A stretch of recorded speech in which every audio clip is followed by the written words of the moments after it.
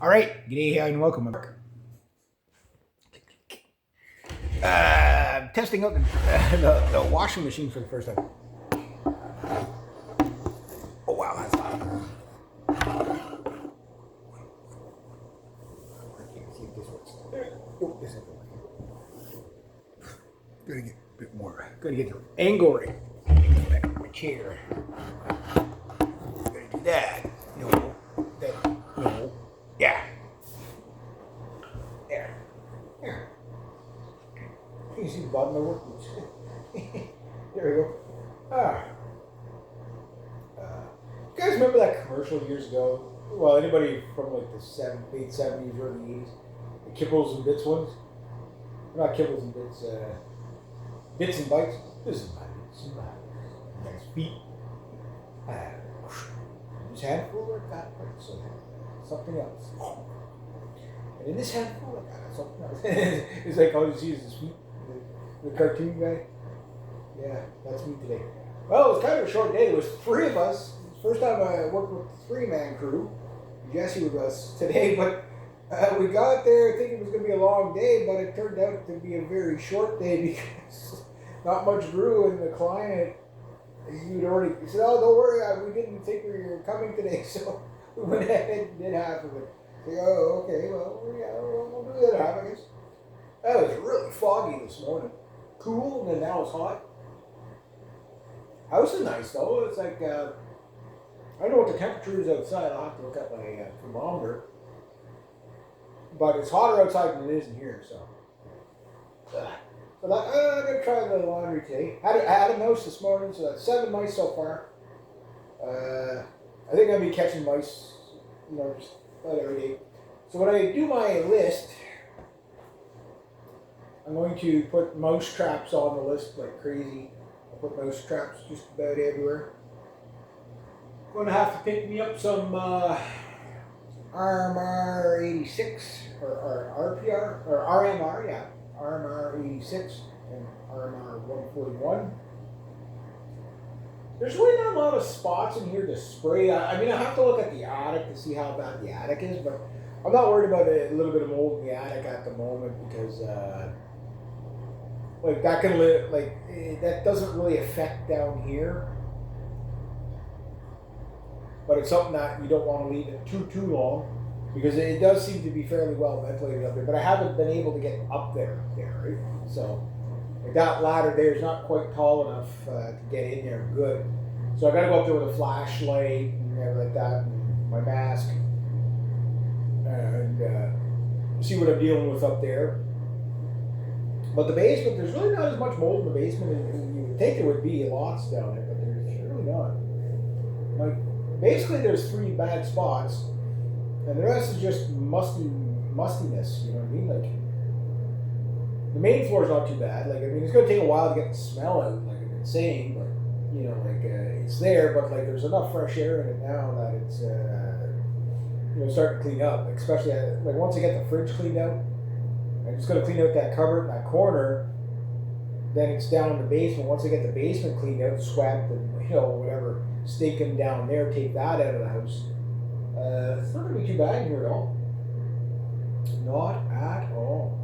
And then as I get the mice, so today I'm not going to do much, but like if I can do a little bit each day, I got to put the dishes away, do a little bit more dishes. Maybe I'll have the dishes done by the weekend. But it looks like Paul is saying he's going to be busy this weekend. So this weekend is the large waste pickup, and then the following weekend, oh God, it's the end of September, the following week. This month has went by so bloody fast. It's crazy. But I'll have you know, once I do the big dumpster bins for my other client, will be into October. And hopefully by that time, that means this weekend I'm going to try to get lots done this weekend. So, I mean, in here it's going to be pretty much cleaned up, and I'll start moving more stuff in. Got to get the shop back down here. Hey, I brought down a box of paintings and stuff there this morning. There's not really much for me to bring down. There is stuff for me to bring down, like the tools and stuff like that. But that stuff, it doesn't matter if it comes down this month, next month, whatever. It's the tools. Most of them are going to be out on the veranda anyway. But it's the next 2 garbage cycles and recycling cycles that are going to really clean the place out big time. But there's also another advantage, is that this weekend is the large waste pickup. So if I can get rid of that couch, that mattress, the door, all those dressers, all that stuff, if I do 1 truckload, that's 2 truckloads, whatever I can get out of that shed and off the veranda. I mean, I'm sure there's still going to be a whole bunch of stuff for the next one, which might be, I think, 6 months. It's like every 6 months or something like that they do large waste where you go dump all the big stuff, which it's cheaper going there than the eco center. So it's like a good, like all the stuff outside. Like the idea is to have everything around the house cleaned up so that the plow guy. I'll have to mark my well, put all the, like the markers everywhere for the plow guys. Now, get the windows sealed up. Get some, 6mm plastic or 6 or 8, whatever it is. I think I've got a bunch of plastic at home to seal up the windows. So if I can seal up the windows, like if I can get the windows all sealed up before October, that'd be really good. Might be able to start doing that this weekend. And then the outside stuff is pretty much done. And then in here, the inside stuff, well, like it doesn't matter if I don't mop the floor until next month. You know what I mean? As long as I can sweep it all out and, get all the garbage out. In here, it doesn't really matter. The big thing in here is to air it out. Everything else is just, like every time I clean something, it smells better, right? So if I can get the windows sealed up and start digging the back wall out there, even if I don't get the brush, the raspberry briar is perfect. This, I'll take them down as much. It's going to take a while to, rake all that out of there, right? You cut a bit, you rake a bit, you cut a bit, you rake a bit. But as long as it's all out there enough that I can, work in there. And if I can dig it down, because I don't know, again, I still don't know. My dad didn't know, my brother didn't know. My dad grew up in this house, right? And even he didn't know how many cinder blocks my grandfather put down on that side of the house. If it's 2, if it's 3. I can't see it being less than 3, just for the stability of the house, right? Maybe it's 4. I don't know how far down he went. All I know, it's a crawl space, and it's not a full, like you can't stand up in it or like that. It's just a crawl space. And I just don't know how much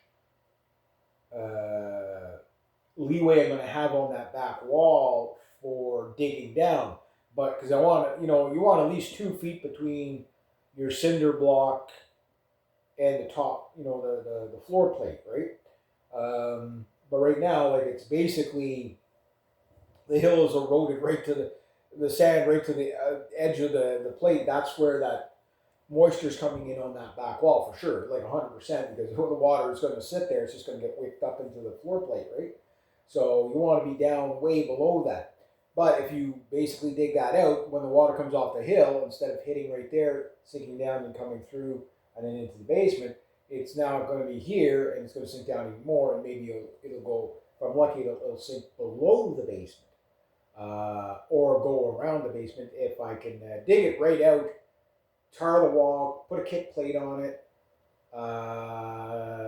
some crushed stone, weeping tile. I should be able to divert all the water to the, into my uncle's yard or whatever. If I can get it 20 feet beyond the house, it'll go down the driveway. The hill's like this, so if I can do that and keep it from coming into the basement, that solves so many future problems and current problems. Meaning the house will just keep drying out and drying out and drying out. I mean, the windows just being opened all the time and more importantly the attic hatch being open. Like this year, I'm going to find out how musty it gets in the winter when everything's closed up. But because you can't really leave the windows open for long in the wintertime because you'll freeze. But maybe you crack it open a little bit on a warmer day. It'll cost you a little bit more in heat, but whatever.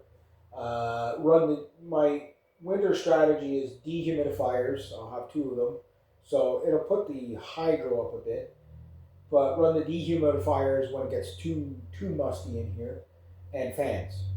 And I think fans are just going to be ongoing. Like plug a fan in November and turn it off in April.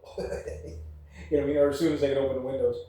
I think that just keeping the air moving is like 90% of the problem. The other thing is like I was talking to my buddy Paul this morning. He said, "Well, we're gonna have to look at that Selkirk in the stove and see what we can set up for you." I said, "I'm not gonna worry about that this year. It's like my fantasy was get the house for September 1st, which I did. I figured, okay, by mid-September to say mid-October, have the wood stove in, go buy some wood." But the cost of buying the wood this year, I'm looking at over,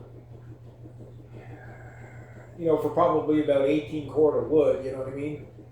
15 to 18 cord of wood. You're looking at, minimum 100.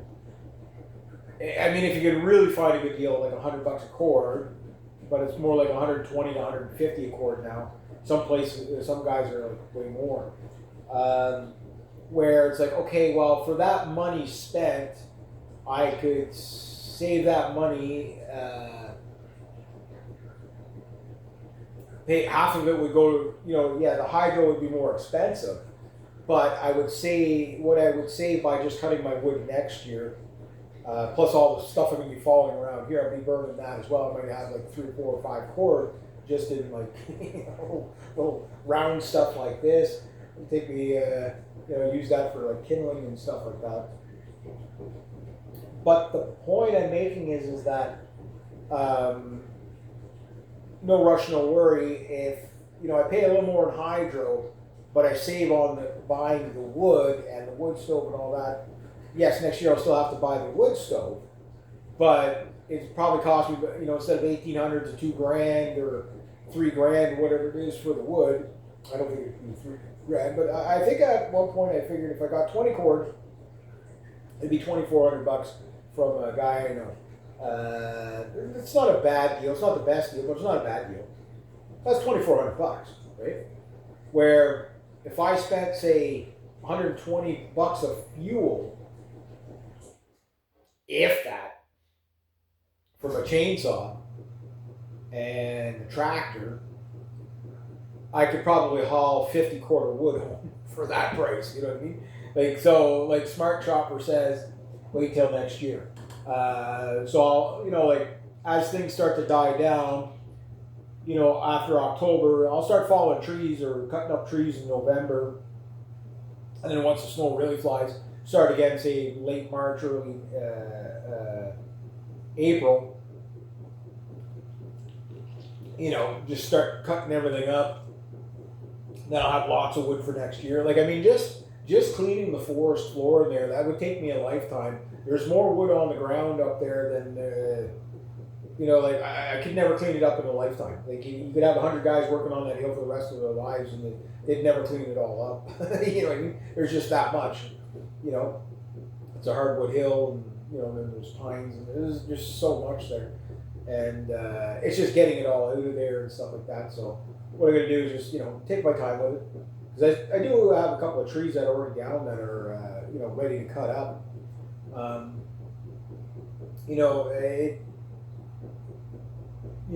cutting it at the right time of the year is a big issue. Because if you cut it too late in the season, then it gets all punky on you.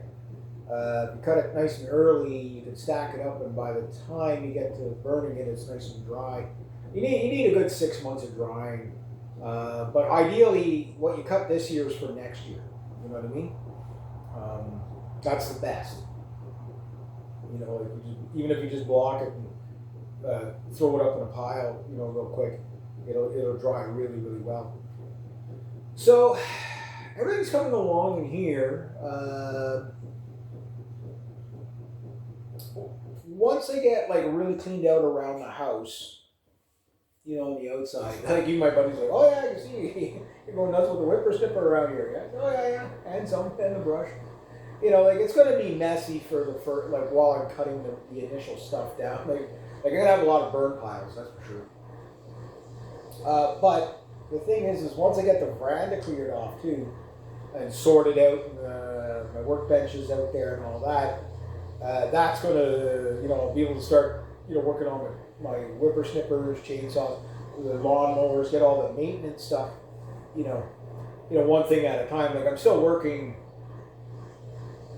pretty busy. Like this week is going to be a busy week, but I'm working, probably right through till November, hopefully. December, if I can get a little bit of work in December, January, February, March, enough to keep me going. That'd be, but it's going to be like a couple of days a week, probably from the end of October on, where now it's like, 5-6 days a week, but then again, you get usually that little extra push in October to get everything done, all the stuff packed away for the winter and all that stuff.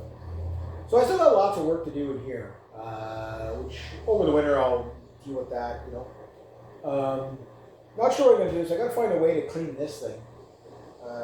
Maybe sitting on it with my whippersnipper pants and grass clippings and dirty work boots. Probably not the best thing for it, but it already kind of smells a little bit funky. But if I find another chair or whatever, I'll chuck this one and start anew. Because like it is musty in here, where like around the washing machine and stuff like that, there's still a lot of dog hair and stuff to come out, right? So once that's gone, and once I really wash the floors, I mean, it's not gonna smell too bad in here. And then maybe this goes or whatever, and then of course the fridge, like you can smell the fridge when you open it up or you stand really close to the fridge. That fridge it hasn't been cleaned in a while, I'll just say that. Like if ever. Yeah, you know what I mean? So I got to nuke that thing pretty good to clean it up, and then again once I get the counter all cleaned up, it's going to smell better.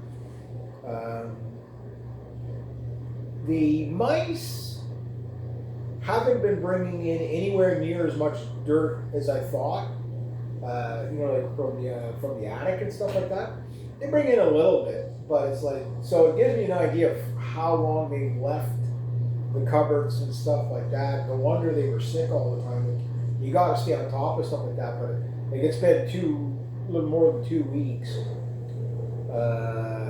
It's almost 2.5 weeks since I've opened up, came down here. And even with me catching 7 mice in the past 3-4 days,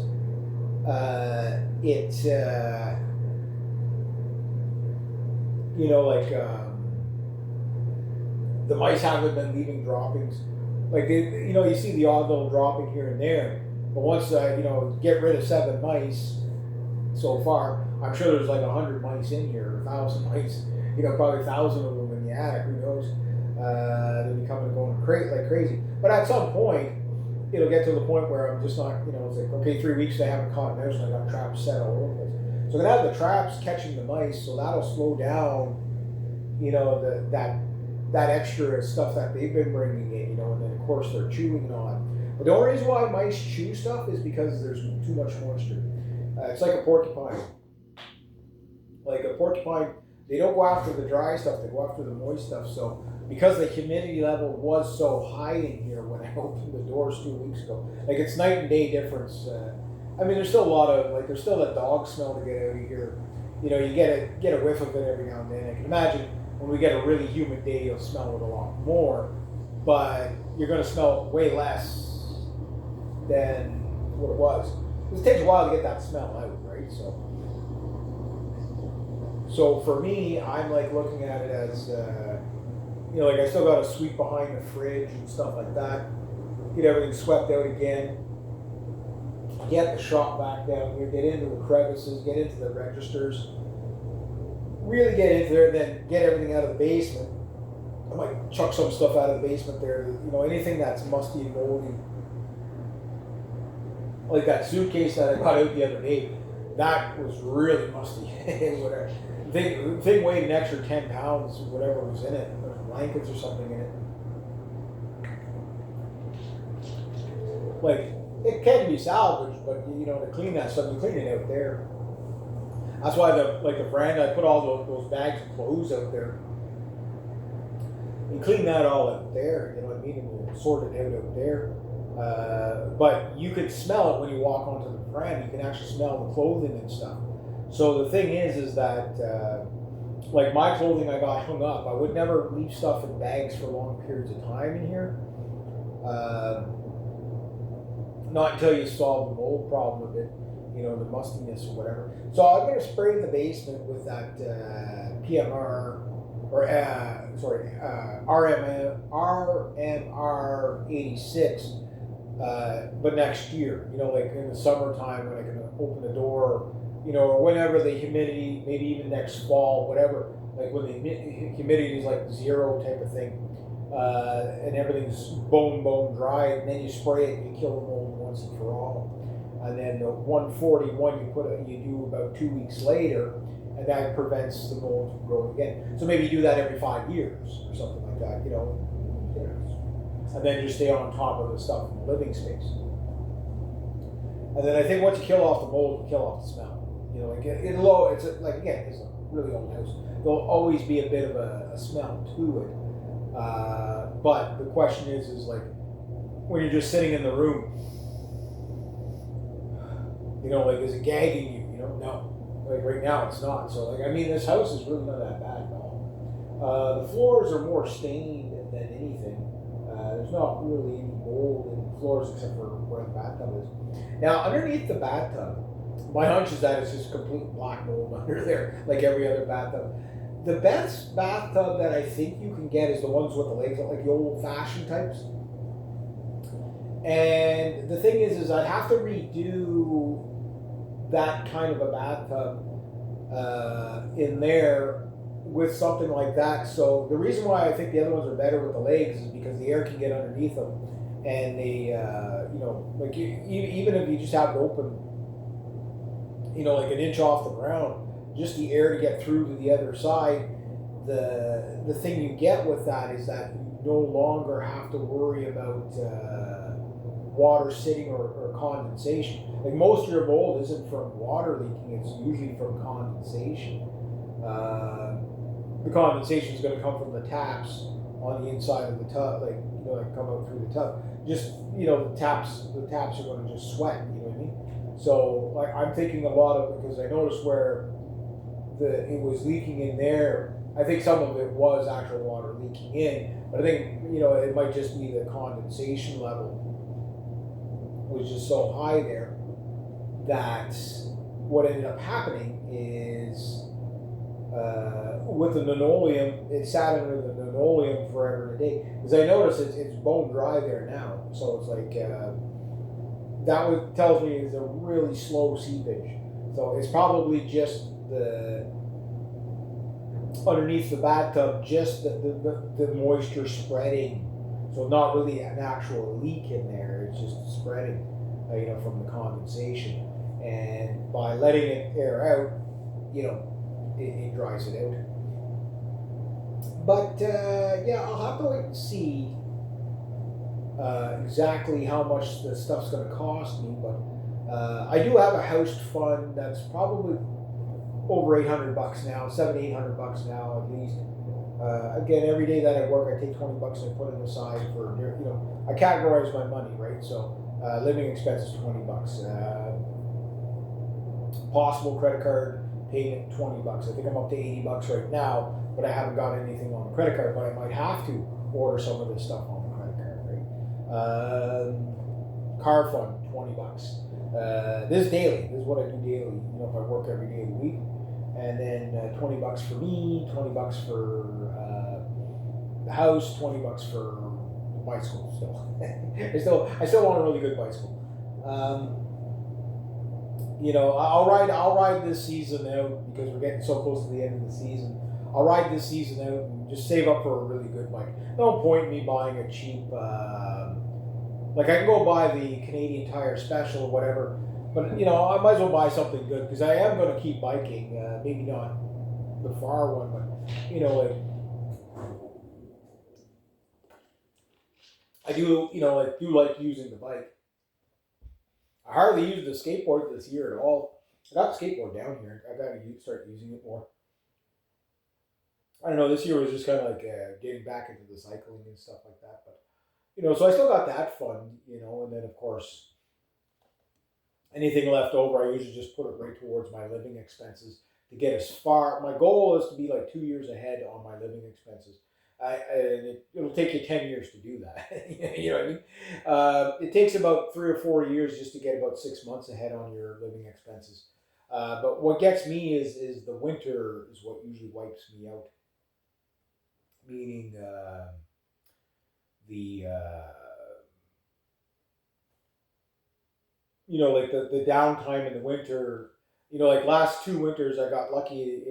January and February, like like in 2025, I had work for quite a bit of work for reinsulating and drywalling that little shed, between January and February, and then I had that other client once a week, and then two clients going. So I was getting at least 3-4 days a week, almost all winter. So that wasn't bad. Like that rarely happens. Usually January I'm doing this, the odd snow removal or whatever. My goal is to more take it easy in the winter time too. I hate working in the winter. Why? Nobody wants to work out there in -40. You know what I mean? Working out there in the blizzards and stuff like that. Snow blowing. Try not to run my buddy over with the crash snow blowers, and all you see is just like white out. Like you can't see anything. It's like, okay, I can hear him, but I can't see him. He's like 5 feet ahead of me. I think he's coming towards me. Try not to run the snow blowers into each other. Auger to auger. that could be quite messy. Be amusing anyway. I think my laundry's done. So now I guess I gotta go and set up my set up the dryer. See if that thing works.